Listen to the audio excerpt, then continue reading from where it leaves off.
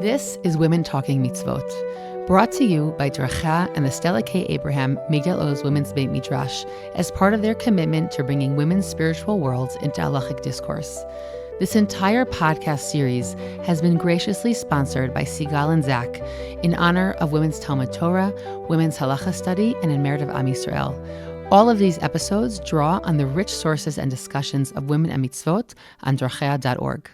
This episode explores the meaning and halachic obligation of reciting Birkat ha-mazon after eating bread, and discusses the halachic parameters of starting off the benching with a Zimmun when in the presence of 3 or more men or women. This episode has been sponsored in gratitude to the Women Talking Mitzvot podcast and its host by the Buchman community in Modi'in. Thank you for addressing such important topics with sensitivity, knowledge, and care. And I'll just say, it's our pleasure. Hi, Shayna. Hi, Yosefa.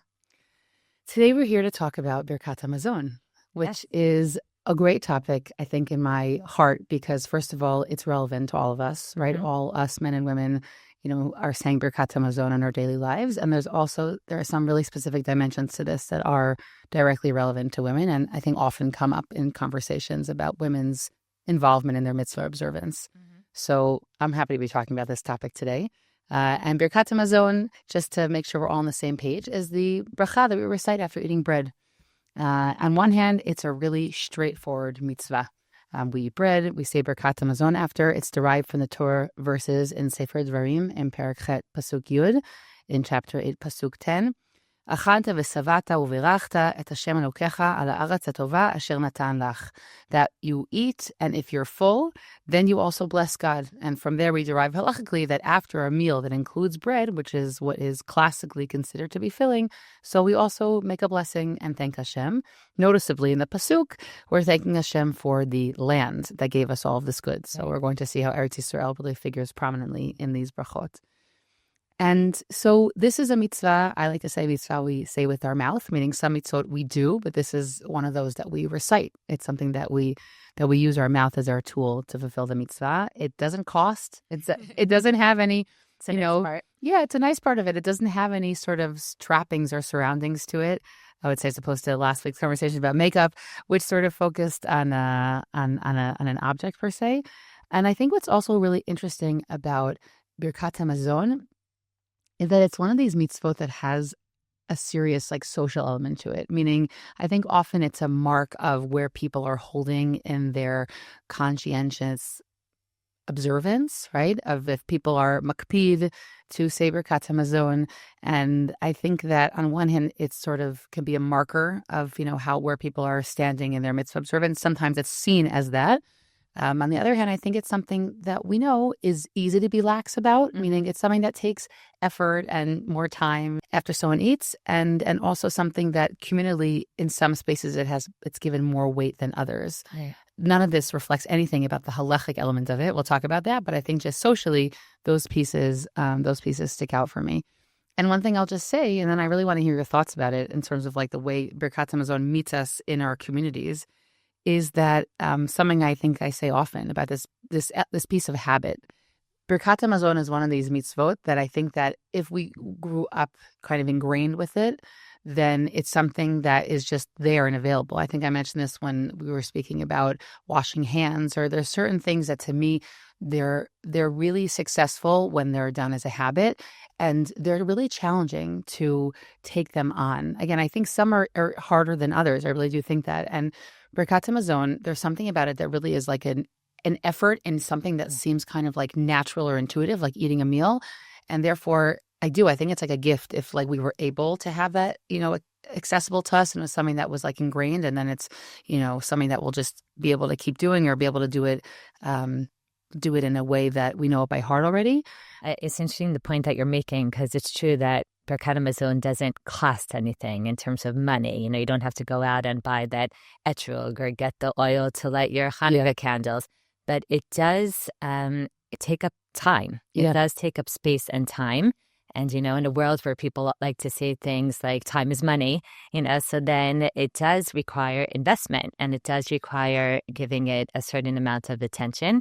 it's one of those mitzvot that we meet up with when we're very young. If we're growing up in an observant world, it's something that children encounter early on. And that's maybe, part of what you mean when you say that it's like a marker of observance. It's a marker of frumkeit, because it's part of what ends up defining our day-to-day lived experience as religious observant Jews. So we know that especially in school environments, in camp environments, oftentimes they'll have their students and their campers sing benching out loud.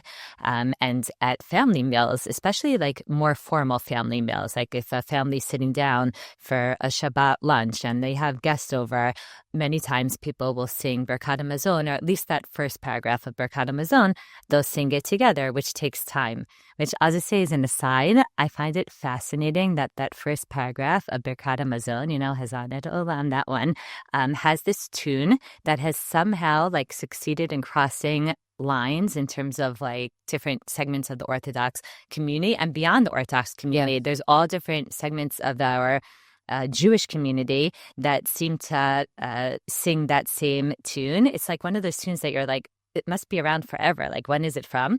So in preparing this episode, I kind of went down a rabbit hole, honestly, about looking up, where is this from? And I remembered something like hearing when I was a kid that it came from the camp world, and started exploring, which led to me playing all kinds of funny YouTube videos about random people. My kids were like, what are you listening to? What are you playing? Why do you keep having benching on?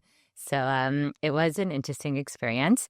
And through that, I found out all kinds of information from different articles on the internet, one of which was especially helpful that we will link to in the show notes, that the familiar tune that we often sing was written in 1938. So like, it's not from Matan Torah. It goes back only to 1938 by a man named Moshe Nathanson, who was raised Orthodox in Yerushalayim, but then moved to America. And he's also credited, by the way, with another very well-known tune, which is he had a hand in composing Hava Nagila. And when he came to America, he was the cantor of the Reconstructionist Society for the Advancement of Judaism in New York.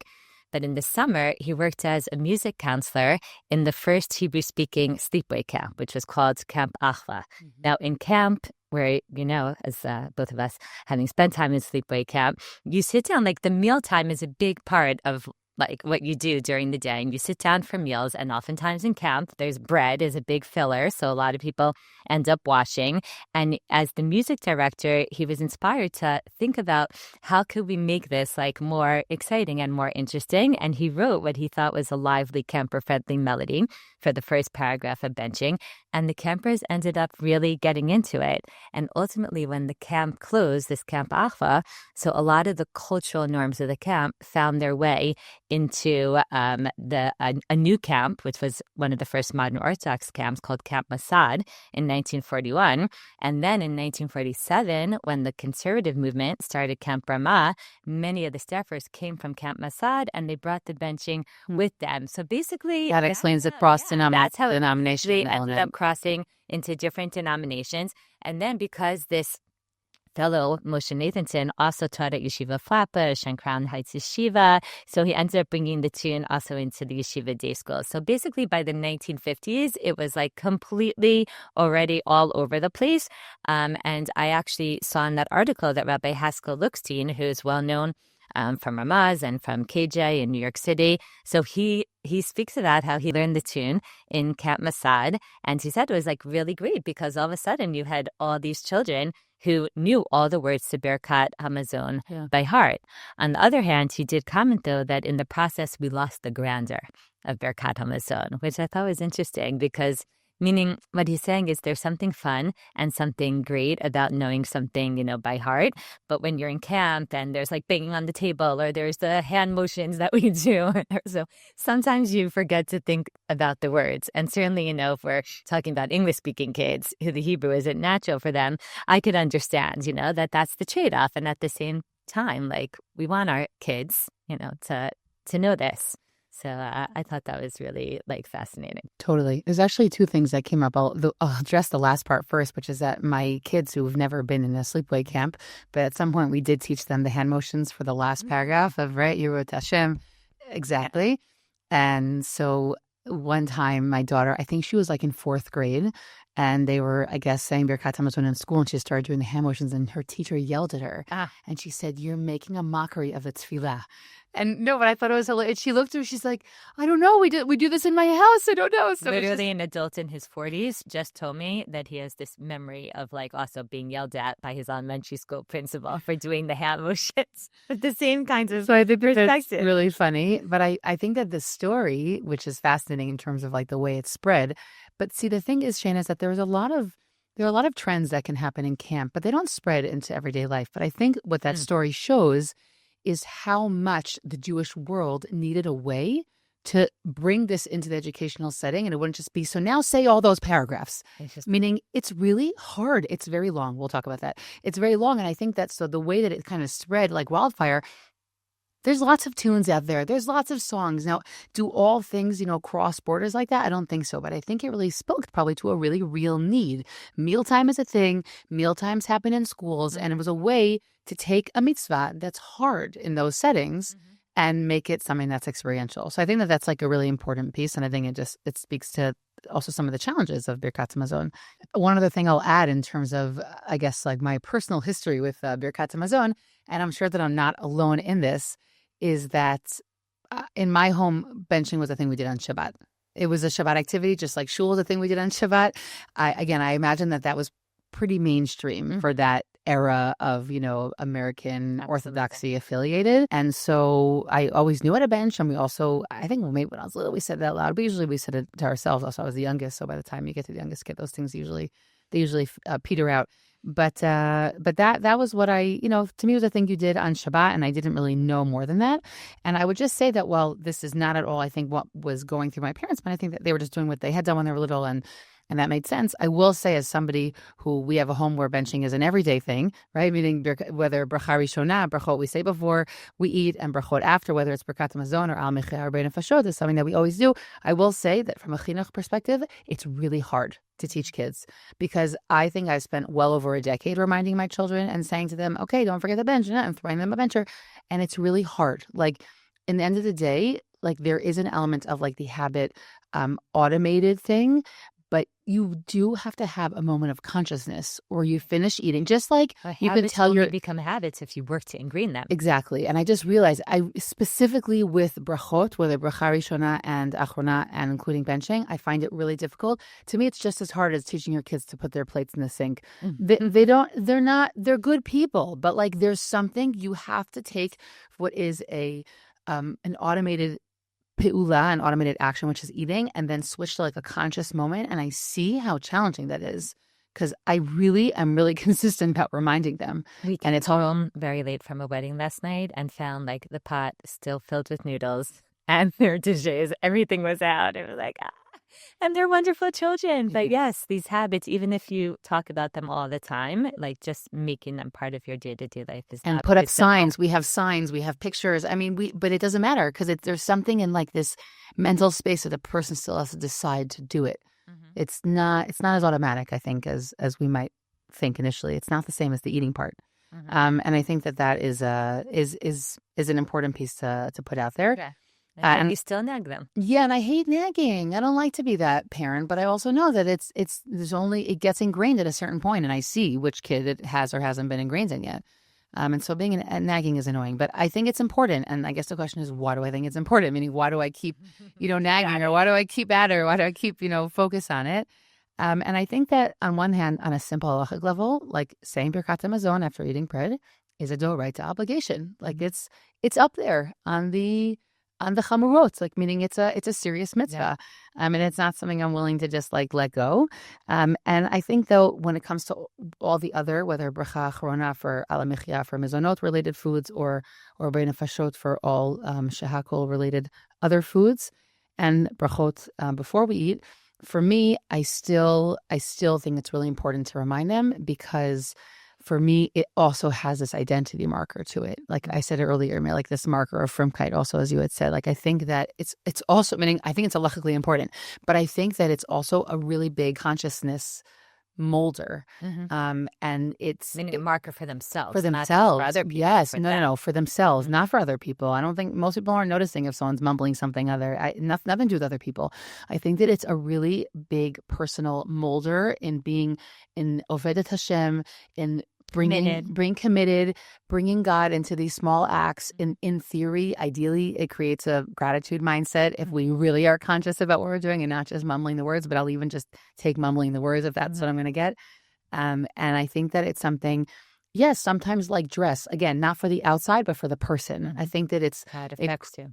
And it's every day. It's every day, multiple times a day. And so to me, it's one of these mitzvot that there's something very enveloping about it. And I really want it to be, and again, they're obviously going to make their own choices as they grow, but I feel like, yes, it's a mitzvah that it's worth pushing for, because I think it has a very big impact on how a person sees themselves vis-a-vis their avodat Hashem. And also it's a way to communicate with God. I totally agree with you. First of all, that in terms of the reality of the situation in many segments of our community, not just in the 80s and 90s when we were growing up, but today, meaning benching is only something that you do at the end of a big formal meal, and usually specifically on Shabbat, or on a Chag, or maybe in school or in camp, as I said.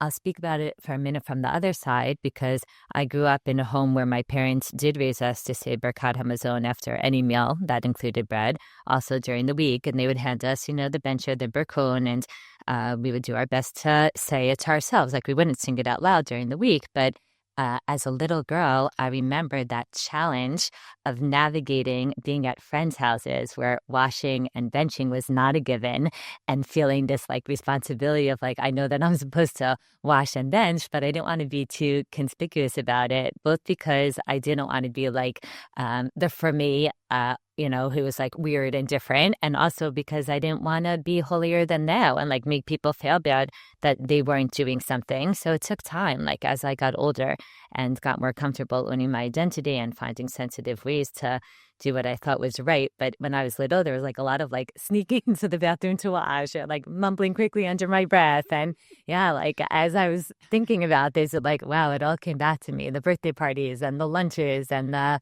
yeah, I mean, I had an amazing childhood and upbringing, but that part of it wasn't simple, because it's not something that is, part of everybody's day-to-day life. Something else that I noticed that's really interesting is that the Torah specifically tells us that we should bless God after we eat, and that all those other brachot, all those other blessings that you were talking about that we say before we eat, that we say on food, like mizonot or shakol, hadam, ha'et, those brachot were actually only instituted later by the Rabbanan, and they're not a biblical obligation. And I think it's possible that this idea of the achalta v'savata ubarachta, that you should eat and you should feel full and then you should bless God, maybe is emphasizing the idea that sometimes people think of a relationship with God as this entity or being that you turn to when you need something, when you have a request, when you're in a time of trouble, when something's difficult for you. And the Torah is basically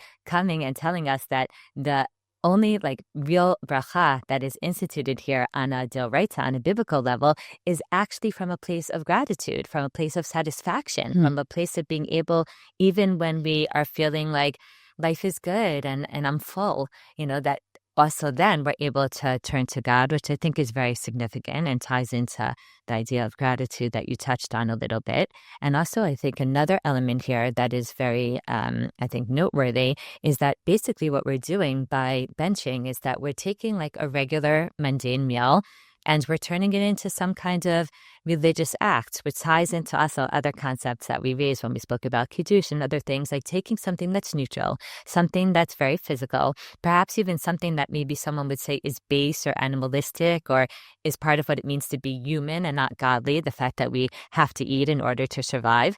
And we're saying we could elevate this act by recognizing that it's not a given that we have food to eat and that we could thank God for that. And I think there's so many different components of eating that we know come up in life. Sometimes it's just people need to eat in order to survive. Sometimes it's a pleasurable or even a social activity that we do with friends and loved ones and family members. Sometimes it's an intimate experience if we're sitting down at a date or we're sitting down with a friend, and we're really bonding and having a very deep conversation and we do it over food, there's something that connects us through that act. And then we know that there's also the part of eating that sometimes has an emotional aspect to it, in the sense of like that there's foods that we find comforting, or there's foods that remind us of different things and have certain those nice things. Exactly. Like, so whether it's Shabbat and challah or chicken soup, or it's the kreplach that my mother made specifically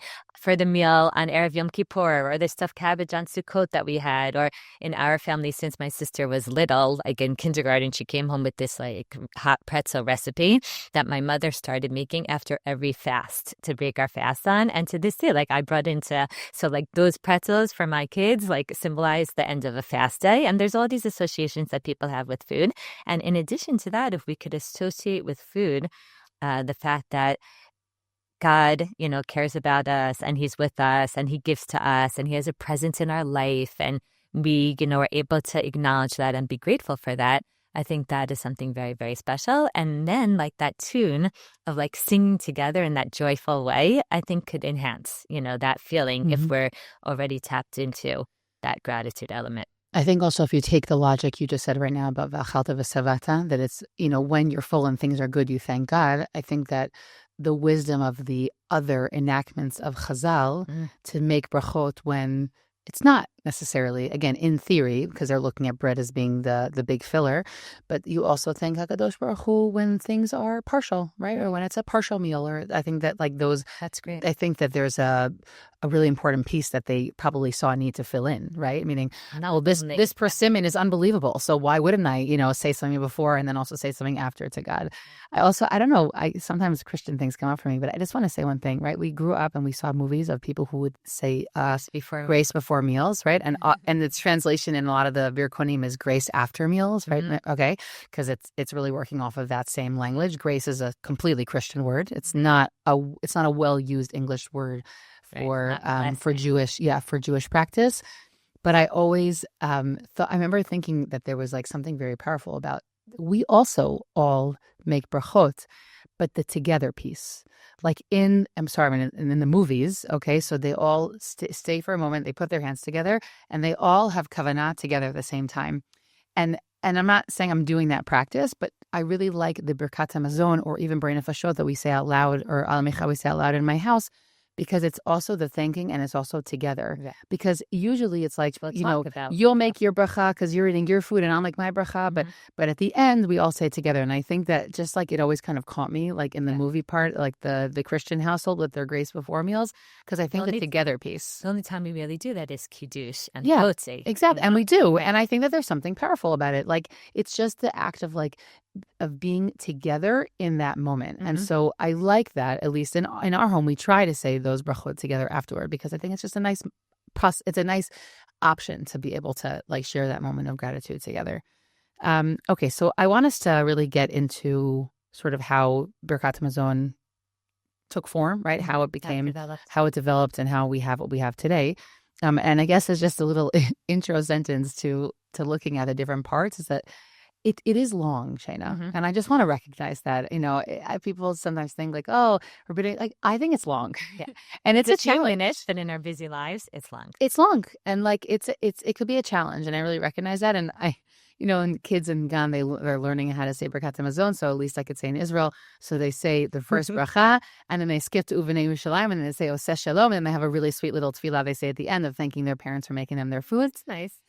Yes, I think it's really nice. I think it's a lovely length. And I think that, and so I'm just saying that, so I want us to look into this because I think it's important to see the significance of the different parts. Right. Because what are we actually saying? What are we actually saying, and why are there so many paragraphs? So that's just, I want to put that out there and just identify with all of us out there who feel like, well, I'm an older person, but I still think that this is a long bracha. And certainly that's true we see you. And we definitely understand that. For kids, it's also a challenge. Okay.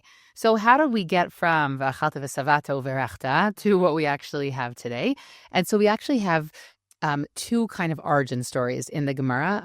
So the first sugya in the Gemara attributes each of the paragraphs to a different biblical figure, basically suggesting that this is a bracha that grew over time, right? Meaning that it had different elements to it and that they were added at different moments in our earlier history. So this is said in the name of Rav Nachman, that Moshe enacted the first bracha, which was called Birkat Hazan, is the right he who sustains. And this was the first bracha when the man descended for Am Yisrael in the desert. And again, obviously depicting the very basic sense that God gives us our sustenance. Yoshua enacted Birkat Haaretz, which is the second bracha over the land when they enter the land of Israel. David and Shlomo enacted the bracha of Bonei Yerushalayim, right, Uvnei Yerushalayim, etc. That this is when we have the Yerushalayim being built. David HaMelech establishes Ir David. Shlomo actually builds the Beit Mikdash, so there's a partnership between them that has to do with this bracha. And the fourth bracha, which is Hatov Amitiv, he who does good and who is good and does good. So that's the fourth bracha, and it was said to be enacted by Chazal, and it was enacted in Yavne as a response to all of those that had been killed in Beitar. And there's a further drasha which says that the phrase Hatov is thanking God for the fact that the bodies had not rotted, and Hamitiv, right, that and he who continues to do good is that they also could be buried. I think that obviously our lives in the past few years have recognized so deeply the importance of bringing bodies to burial, and that we recognize that there is really a different stage, right? When there is a gap between when people are killed and when they're buried, there is a tremendous relief that we have when they're able to be brought to rest fully. It's so interesting how at different times in our life, like these kinds of things hit us in different ways. Because I remember when I first heard that and you're like, okay, like a whole bracha was established, for that. And then when you're living it and there's literally people who are waiting for their bodies of their loved ones to be buried, all of a sudden it resonates very deeply. Totally. And that's the first source that speaks about the way that the bracha develops. And then there's another source that actually looks at each of the parts of the Birkat ha-mazon and attributes them a different pasuk, meaning that it's not necessarily only, again, these can coexist, these two ideas, that it was also figures who enacted the brachot, and also that each of them also has a root in the Torah. I encourage anyone who wants to see more of these sources to look at the psukim inside. Of course, you can always check out the articles that are always linked in the show notes to the Deracheha website. But I just wanted to summarize really briefly the different ideas, right, that are included in the bracha of Birkat ha-mazon. We have the idea that God sustains us. That's the first bracha of Hazanat HaKol. And that's, again, I would say like this universal piece, right, that God sustains all of us with the food that he gives us. We have the bracha of haaretz, which is thanking God for giving us the land. And that, of course, connects right back to the initial pasuk we saw, which is thanking Hashem when we're full, right, for the land he has given us. That's really directly in that initial pasuk in Devarim that we saw. We have the bracha of Bonei Yerushalayim for rebuilding of Yerushalayim. And also the fourth bracha that we saw is recognizing God's good even in situations that are really, really difficult. And I think that that's another piece that's really significant, meaning to lift it from the specific context of Beitar, but it's a bracha that just recognizes God's good even when life sometimes is very, very challenging. So those are all sort of these themes that come up in the brachot. And I think that the centrality of Eretz Yisrael is a very important part also, meaning it sits there in a significant part in the bracha. And as I said, it's really in the initial context of the bracha itself. It's a bracha that's not tluya ba'aretz, we say anywhere we are, but it still features constantly in our bracha. And by the way, I would say kind of similar to how it does in the Amidah, meaning also our Amidah that we say in the morning, we also have elements of these themes that come up there, meaning it's like we're thanking God for this food, but no matter what we are eating, we're broadening the perspective. We're always bringing in all these other themes as well, which I think is very significant and meaningful. Yeah. And then in terms of where women come in this, so first of all, women are definitely obligated to recite Birkat ha-mazon. So it's important to say that right off the bat. The Mishnah and the Gemara make this clear. There is no opinion that exempts women from Birkat ha-mazon. Women are obligated. At minimum, they're obligated rabbinically, and many authorities really hold that verse that we saw in the Torah, V'alchata v'savata v'rachta, also applies to them, and that they have the same Torah obligation just as men do. The reason that there's some thought that maybe women are not obligated on a Torah level is because some of the key themes that you just mentioned, so like there's Brit Milah, right? I think we say we nick Hashem for the Brit that he ingrained in our bodies, on our skin, in our flesh.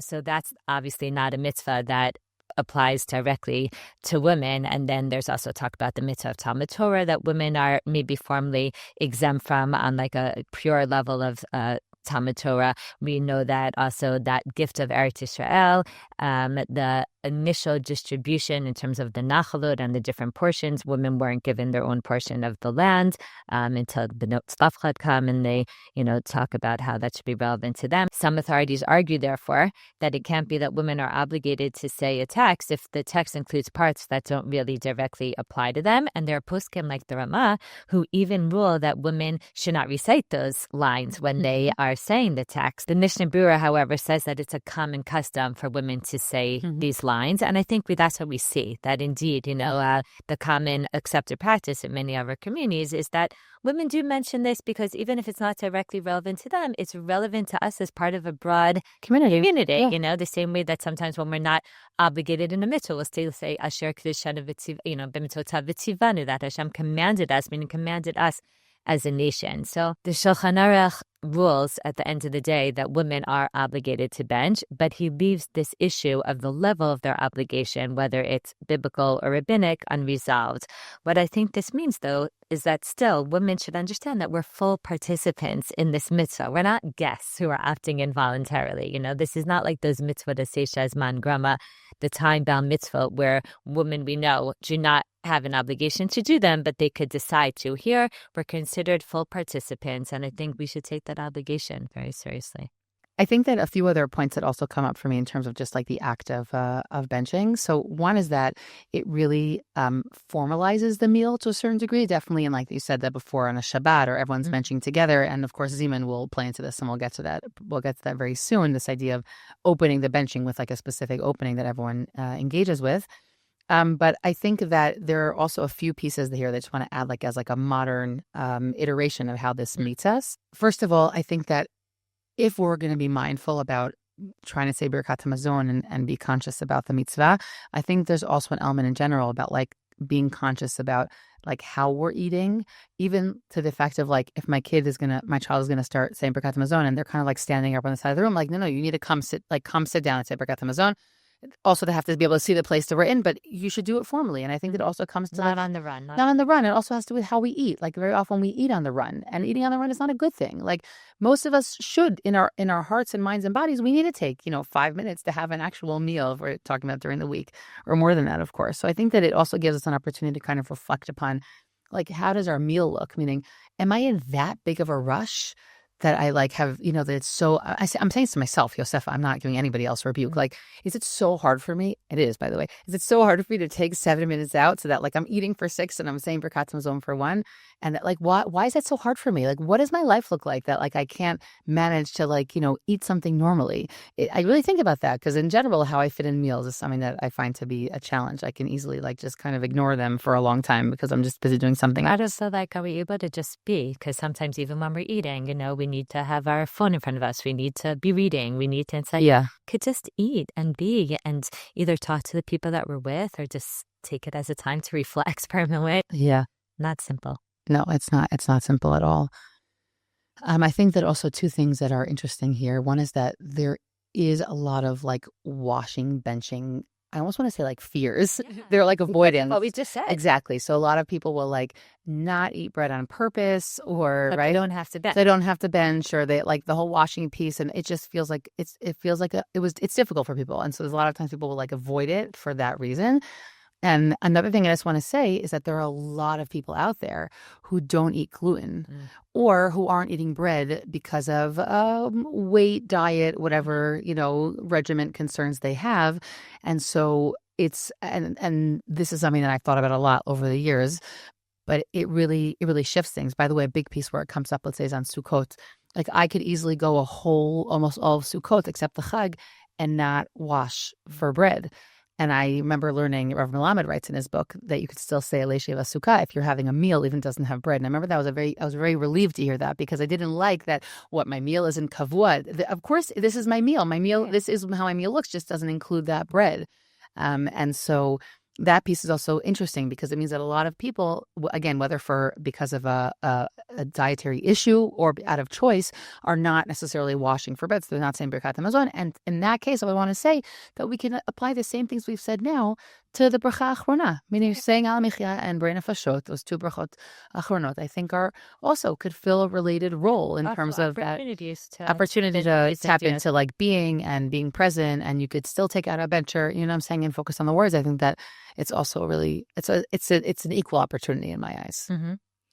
I want to come back now to what you said earlier about eating together, because you said that there's something powerful, that we pick up on in movies sometimes about like there's something that formalizes a meal, or it definitely feels more ritual when it includes an act of like everybody joining together in some kind of blessing. And I think the halacha also recognizes this.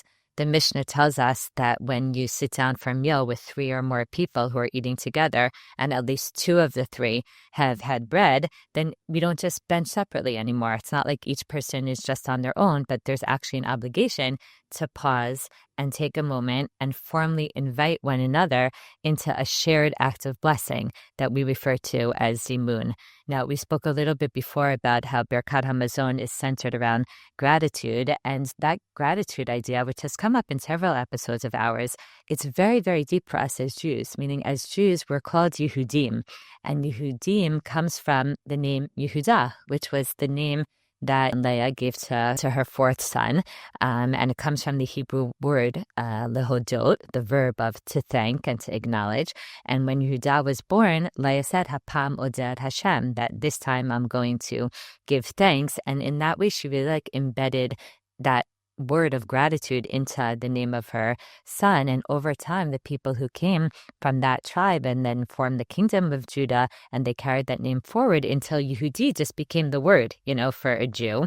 And in this way, when we think about like who we are, it's not just like, okay, we're called Yehudim. It's like, it's literally part of our identity to be a people who have a certain kind of awareness, a certain kind of humility, a certain kind of ability to focus on Thanksgiving, and it's a core part of who we are.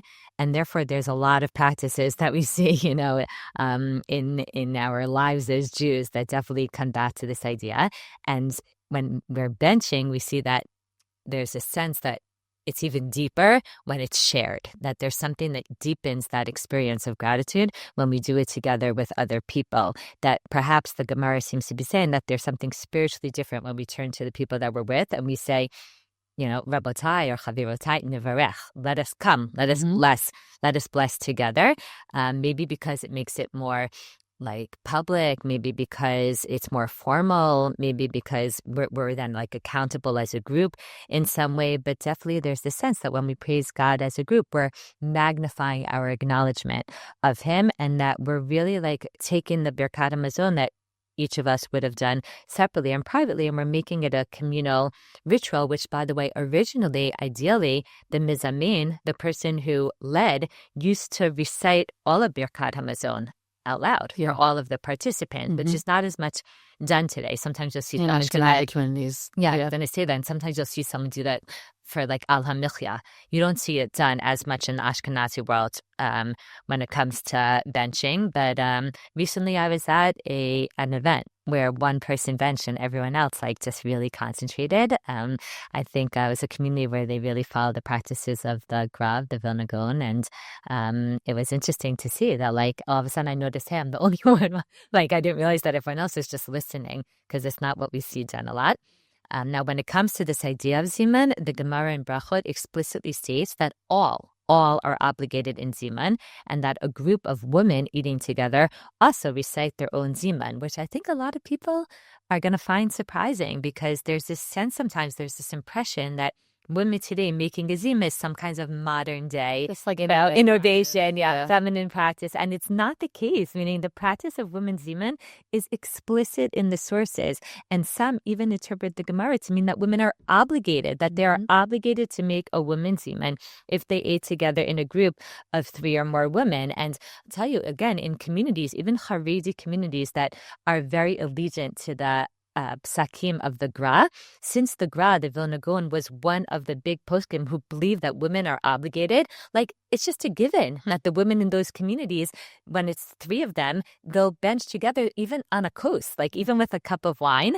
And it's like, one time when we were talking to someone in the community like that, and we're like, oh, sometimes in the Orthodox world and the Tudumi world is thought of as feminine. She's like, I don't understand. Like, this is halacha, So it's interesting that how things have developed. Now, it perhaps has developed that way because there are other poskim who interpret the Gemara to mean that women can opt in to fulfill the mitzvah of Zimmun as an enhancement of Birkat ha-mazon when they ate with other women, but that they're only obligated to be part of a Zimmun when they ate with three or more men. Now, either way, like nobody says that they are prohibited. Like the question is just, are they obligated, or is it something that they could voluntarily do? Over time, the Ashkenazi practice in particular developed towards women benching individually, even when they eat together, and not making a Zimmun, not because, again, it's very forbidden, but because maybe it just wasn't socially reinforced or expected. Maybe it has to do with how literate people were, who knows, but it didn't develop that way. And still, it's important for us to remember that the halacha, as it's brought down, is what it is, that all are obligated in this. And many authorities even emphasize that three women who ate on their own, like, again, even if they're not going to do it in an obligated kind of way, they're still permitted. And I would say even encouraged. That seems to be like the way that most commentaries think. And for me, this is really significant because going back to, I think, the episode that we did on communal prayer, where you mentioned that we see that the halacha values the shared religious voice and the shared religious experience also of women, also when it's just groups of women. So we see that here, that women joining together in tefillah, women joining together in opportunities to call out to Hashem and to thank Him, is something that our halacha takes note of. And when we have three women who ate together, even if they ate with a group of three men, they're also allowed to make their own zimun. So that's something like when I have students over, and my husband will always say, do you want to make your own zimun? Because it's an opportunity for women to lead, in that. And sometimes yes, sometimes no, sometimes like, no, we'll just all make it together. The only time that women, are obligated not to split off, even if there's three women, is if there's more than 10 men, because then we add in the word Elokeinu, and it takes on added meaning. So then we want women to participate in that as well. Totally. I think it's really fascinating what you were describing before about that community of the Gra, how in some communities, even today, I would still say that the vast majority of students who even walk into the institution that both of us teach at do not grow up making a Zimmun. No. And they come in and it's like, oh, it's this practice that this place that now we do that. And I think that that's really fascinating because it's really black and white in the Gemara. So it's interesting that it takes on this additional tone that I think is chaval also. I think it's really unnecessary. And I think that that's it's just unfortunate. And I think that I also just want to highlight two important points that kind of follow up and connect to some of the points that you made just now. The first is that Rav Shlomo Zalman Auerbach, again, a very significant Ashkenazi posek in Israel, and this I think is really sometimes eye-opening for people. And he rules that the men present, let's say, assuming it's two men or less, they should answer to the woman's zimun. Yes. And it's not like, if she says Chavotan Avrech, which we'll talk about in a minute, they may be obligated. Exactly, they should answer the zimun. They're not like, oh, that's a woman's thing. Meaning they should answer the zimun just like she would answer the man's zimun. And so even if this is not something that women in his family typically do, if he's at a table, women are making the zimun, then he should be answering. And the second point is that women who have eaten in the presence of three or more men should participate in their Zimmun and respond to it. There seems to be also this practice that happens, the men are going to make Zimmun and then they'll be cleaning the food in the kitchen or talking with each other. Right. Meaning the women are not present. They're not present at the table, or they don't see themselves as being connected to that event that's happening. So there is significance to everybody being part of the Zimmun and benching together.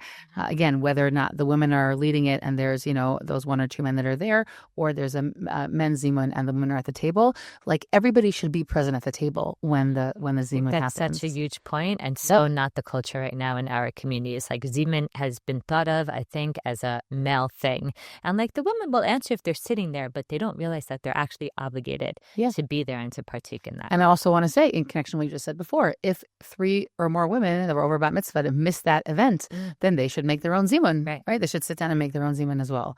And so I think that piece also is maybe somewhat new sometimes for people. And also because Zimmun can be obligatory for women. Okay, so again, women should make an effort not to bench on their own. This just happened to me, by the way, 3 times in the past 4 days, like where I really wanted to do a Zimmun. It happened last Shabbat. Someone was at my table and just didn't think about it. So she benched, and then we didn't have a Zimmun anymore because there were 3 women. And then also just now, whatever, a few times on a Tziul. It just kept happening because it's like, it's kind of a consciousness raiser of like, let's do this thing together, you know? Right. And women are not in that mindset. For them, benching is usually a private affair. No, exactly. So that I think is significant. One other piece, which I think also sometimes can be new, is that we still, it's a good thing still to answer to a Zimmun, even if you weren't in that meal with them, which is significant. Right. So even if you were in that meal, then the Gemara still says that you don't necessarily say the exact same text. I mean, you can say, you don't say Baruch she'achanu mishalo because we didn't eat, but you could say Baruch umvorach shmo tamid olam va'ed, which is slightly different. But meaning again, if the Zimmun is happening, we all want to be taking place, we want to be taking part in that event. And I think that's also new for people. Meaning that you're referring to someone who didn't even eat at all at the meal, because someone who did eat at the meal, even if they didn't wash and they didn't have bread, they could participate fully and say, shachanu b'shalo. Yeah, they didn't eat bread, but they ate, You're talking about someone who just happened to wander into the room. Walked in randomly. Yeah, my boys actually told me that they heard in school a cute little acronym from Rav Avad Yosef to help remember this line. He said that, like, anyone who forgets what to say should either, feel embarrassed. So in Hebrew, that's bushet lo, that he should have some embarrassment, and bushet lo is Baruch u'mevarach shemo tamid olam va'ed. I mean, it's an acronym. Yeah, I thought that was cute. It's a little, those things are helpful because it's not something that comes up often, and then you're like, here I am, but I don't even know what to say. So that's a little helpful tip. Okay, so to come back to this piece about women making their own Zimmun and why we may not see it done more often, I think it's worth thinking about it a little bit. As we said, halachically, it's not particularly saying Birkat ha-mazon. That was clear.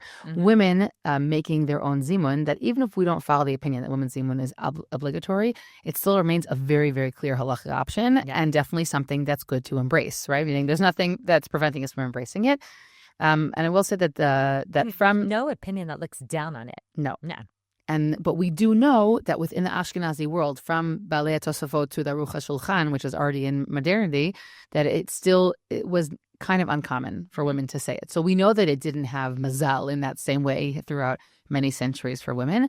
And there, as we said, there could be a whole host of reasons. It could be due with a lack of education. Maybe they didn't know the Hebrew, right? Throughout most of Jewish history, people weren't reading or reciting things in the way that we do now. The literacy. Yeah, the literacy, as you mentioned earlier, also was an issue. And I think that women just may not have known that it was a valid possibility. And that as it sort of kind of got revived in the past, several decades, I think a lot of times it got caught up in this notion of, as we said, of more like feminist ideology, or women leading something automatically makes people think about like her being a chazan or a chazanit or something. And it kind of like brought with it overtones that have nothing to do with the actual halachic root of what the practice is. And I think that even today, we certainly can see that women are, they don't want to say a Zimmun because they feel like it's going to like label them in some sort of like feminist light, which is just bichlal sad to me in terms of like the beauty of the mitzvah.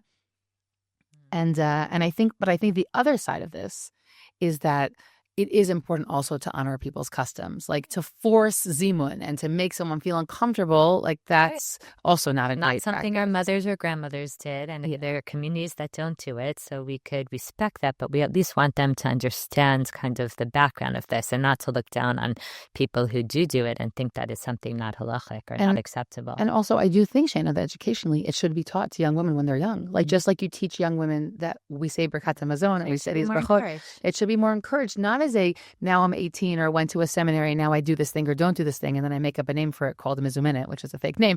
Meaning, it should be encouraged when kids are little, right? As women, a girl gets to bat mitzvah age, Eza Yofi, like now you can be part of a Zimmun. Like to me, it should just be part of. Boys lead the Zimmun at their Exactly. bar mitzvah celebration. Exactly. It should just be a practice that's ubiquitous, I think. Yeah, I actually went looking for it because I had this like faint memory of an article that my mother, Rebbetzin Abby Lerner, had written, and I went looking for it, and I found it on the internet that in 2000. So I remember that I thought I was in college at the time, so I was 21. She wrote this piece for something that was called the Orthodox Caucus, which was like a little group that had gotten together, and they put out a small pamphlet of a collection of articles on orthodoxy and feminism. And in my mother's piece, she wrote these lines, which were like really interesting to read now. She wrote, "Every now and then, as my 4 daughters sit at the Shabbat table with me and my husband, the discussion is opened about whether or not we as women should bench with the women's Zimmun.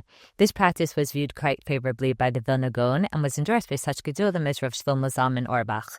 So far, my daughters have turned down the option as being too feminist. They recognize the halachic validity of the act, but they simply do not want to be associated with the anger of the feminist movement. It makes me sad to feel that we would not participate in what might be a spiritually fulfilling act because we feel that it has been revived by some who do not always share our reverence for all of the rabbinic law."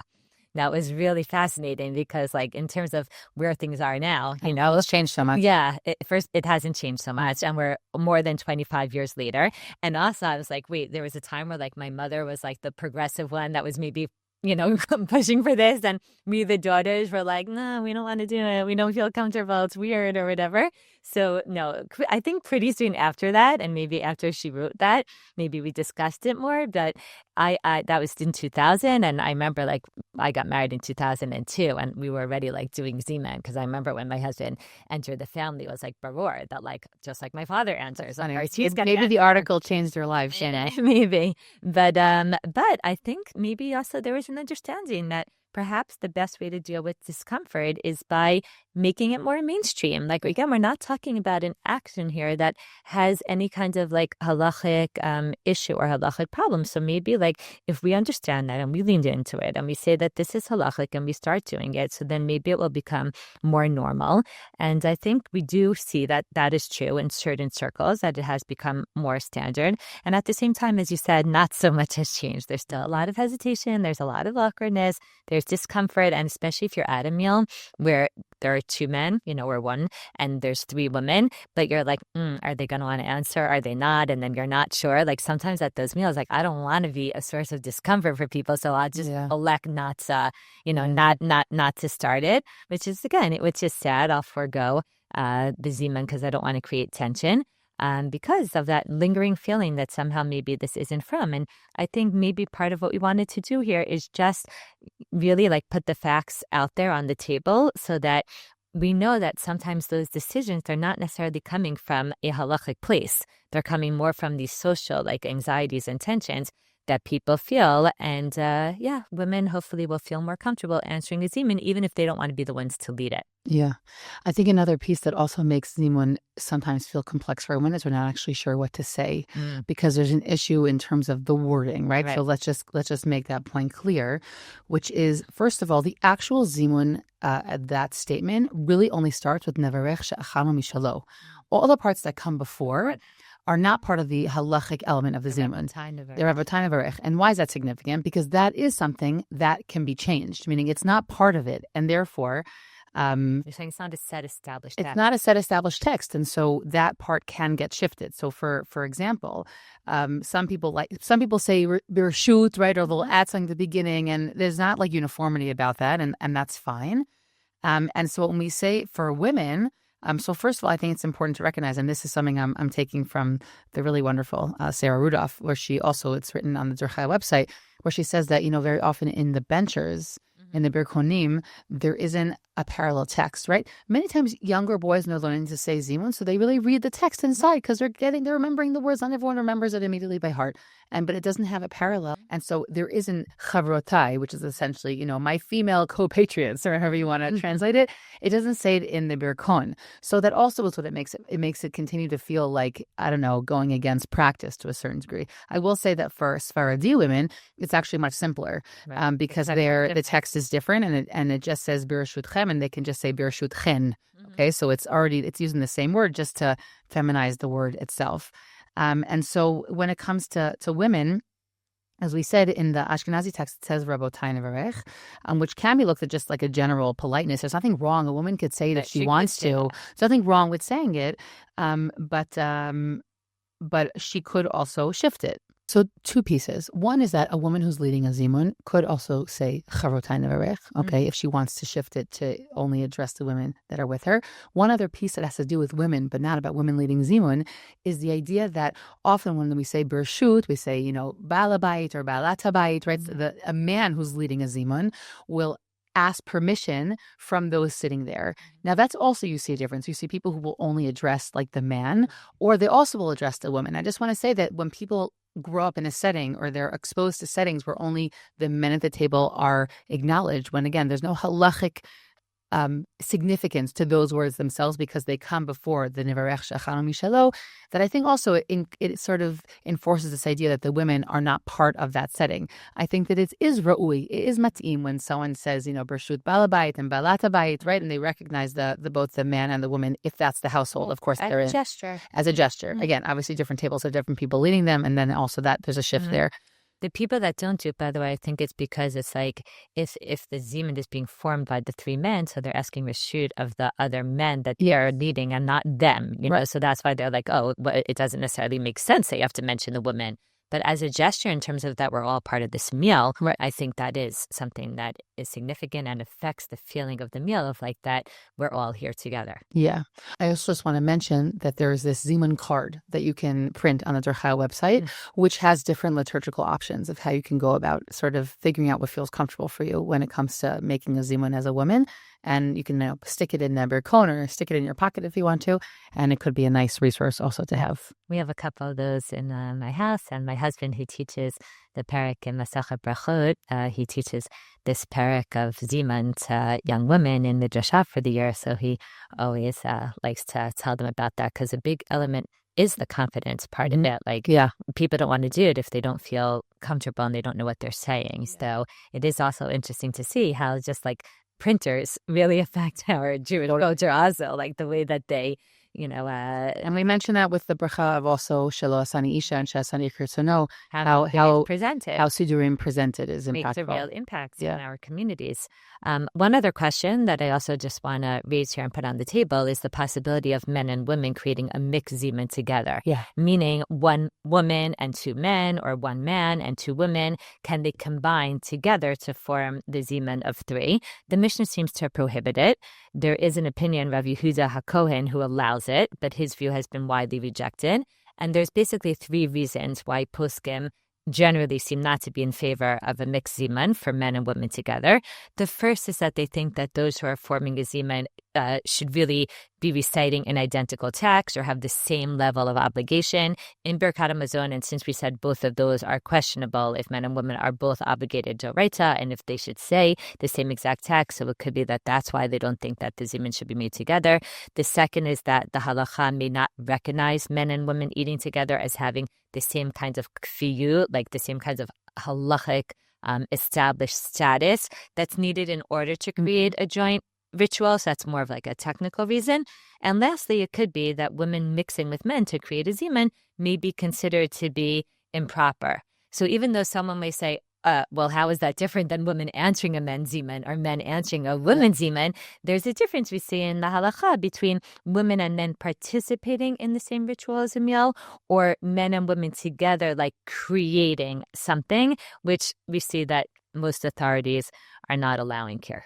Yeah, I think that the other like final piece that comes out of this question is a question of a family Zimmun, meaning if you have within a family a father, a wife, and a bat mitzvah age daughter, right, or some other version of that, as I have, then the question becomes: do those reasons, those concerns, do they still apply to that setting? Meaning, we're not concerned about the mixed element. Of course, we have a kaviyut, meaning this is our setting constantly.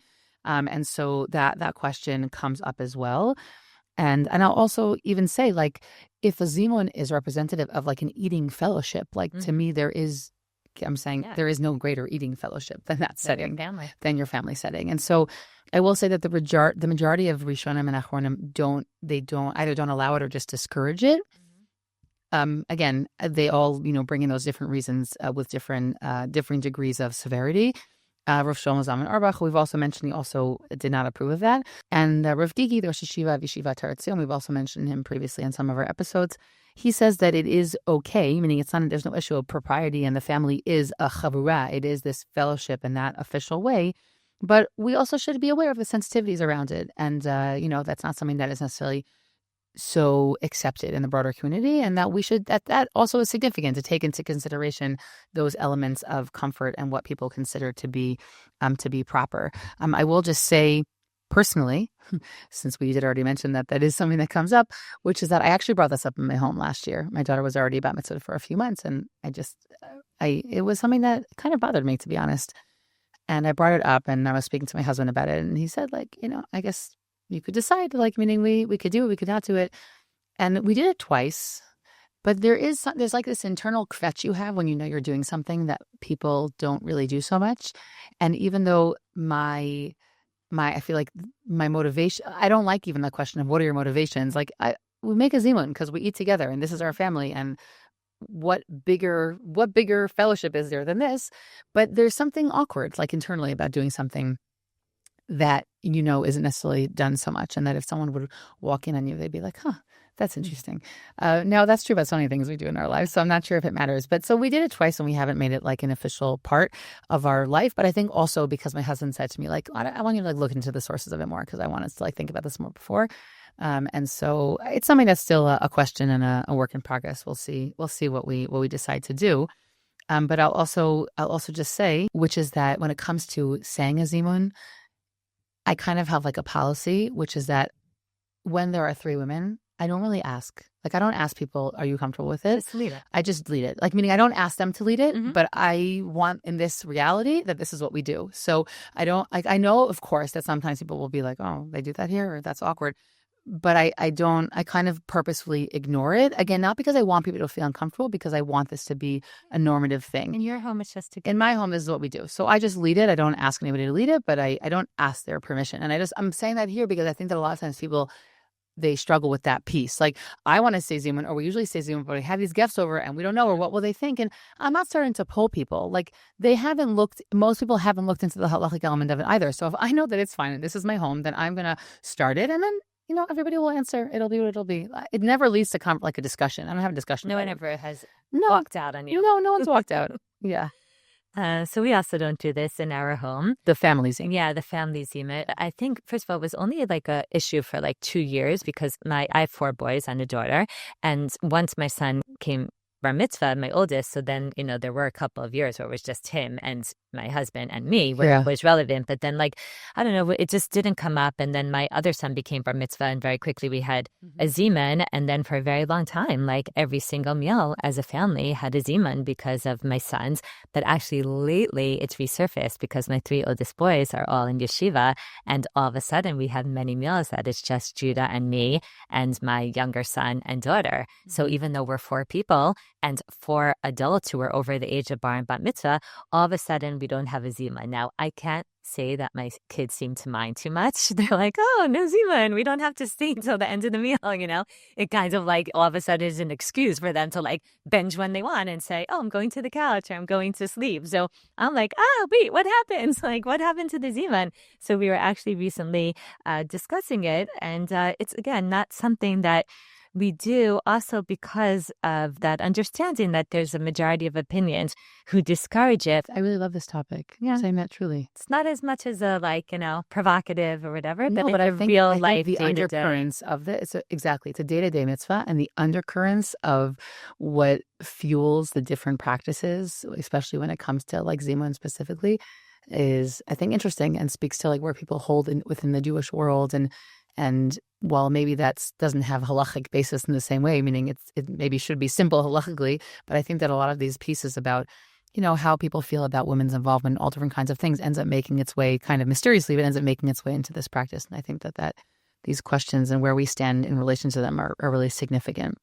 What's your takeaway from our conversation today? I think just in general, this conversation, discussion, and the preparation that I did for this episode was a really good reminder for me of all the meaning behind these words, of all the significance that really exists in Birkat ha-mazon, and the opportunity that it does provide for us to step back and be grateful for all the aspects of our day-to-day life that maybe too often, I'll speak for myself, I take for granted. And I think the very concrete, practical things, like the fact that we have what to eat, that we have Eretz Yisrael, that we have this land that Hashem gave us, that He entered into a brit with us, that He gives us a lot of gifts. I think as somebody who is not always good, has come up before, of at slowing down and at taking time to reflect, being reminded that like benching maybe is an opportunity to do that. Like take a moment, eat at a table, as you said, like before you even get to the benching, take a moment to like just give yourself a break for 5 minutes to eat and to like be present and to think intentionally about what you're doing. And then as an extension of that, to also bench and to say Birkat ha-mazon with intention.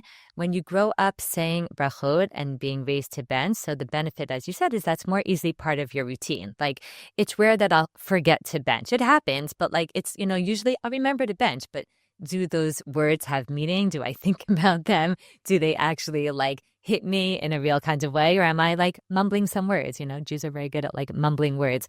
Recently I was watching something where they were saying, somebody who's a Baal Tshuva or who came to religion later in their life. So like they say brachot with intention and with meaning. And you could tell when someone grew up religious or observant because they're kind of just like mumbling it into their breath. And it's like, it shouldn't be like this. So it was a reminder of that. And I'm going to try to commit. I already started to saying Birkat ha-mazon from a bencher, like having the text in front of me. Because call from Judah about all your new commitments. No, but the minute that you like actually open the words, whether it's on your phone or on a bencher, like automatically you're going to concentrate a little bit more. So, and also like I think I know Birkat ha-mazon by heart, but sometimes it's like all of a sudden you find yourself. I always mess it up. I have to have the words. I always mess it up. Just taking out Birkon and like doing it from inside is something that I'm going to try to incorporate into my life as a way of really reflecting more. What about you? Okay, I think I'm going to sound like a broken record, but maybe we'll just say that it's an important piece of my belief system. First, I think when it just comes to the Zimmun piece, is that I really encourage women to take a seat at the table. Right? Tarte mashma. Take a seat at the table and make a Zimmun if you can.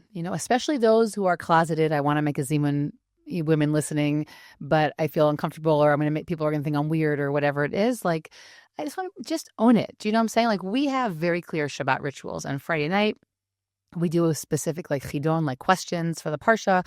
We have, kid X or kid Y reading from the parsha. Obviously, these things shift over the years, right? But where we are right now for a while, and that's like our Torah at night. During the day, we learn from Hilchot Shabbat of Deracheha, and we have another thing we do. Those are the things we do. When people come to us for a meal, we do those things. Like, we don't not do them. And does everybody want to learn Hilchot Shabbat? I don't know, but that's what we do at the table. So like also like Zimmun, it's actually a halachic ideal, So I really want to encourage women to just like own it, and definitely within the remove the stigma, and definitely within your family, have that conversation so everyone's like kind of on the same page. But I really want to encourage women to do that. It's really beautiful, and as I said, no one's ever like left my table, from the fact that I just let it roll, And when it comes to the actual benching piece, so I'm going to bring back in that word habit, like. Leave the benchers around. We always have like benchers in the drawer in the kitchen. So like no one has to be like, oh, I don't have it nearby, or it's really close. Like it's all here. You know what I mean? So making it easy and accessible, and just trying to, again, when kids are little, it is hard, but like saying things out loud, I think is really helpful. I really enjoy it. Like I love saying the shorter ones. I'm saying the shorter brachah with my kids out loud. Like to me, it's really fun. Like there's something really nice about it, and it feels campy, but like in your kitchen. So I just want to encourage all of us to try and make it, again, you're saying to rise above the habit and focus on the words. And I really appreciate that. And I'm just saying also, I'm just saying that for those of us who were not there on a daily level, like let's just also focus on figuring out how to make it habit. So then we can get to a level of also really focusing on the words themselves. So I know I definitely am, constantly trying to work on it within myself. And also with my kids. So please God, we'll have some food for thought in this conversation. Whether or not people are listening to this podcast, Yosefa and I are we're taking a lot for ourselves. We're on a journey, everyone. Yeah, we are definitely like being affected, and it's been great. So thank you. Looking forward to next time. Purim, hard to believe. Me too, Shayna. Did this conversation move you or cause you to think about the topic in a new way? Please share these episodes with friends and family and start conversations about meaningful mitzvah observance. Make sure to check out the show notes for links on how this topic is discussed on Deracheha.org. Contact us with thoughts and questions at womentalkingmitzvot@gmail.com. Looking forward to our next conversation.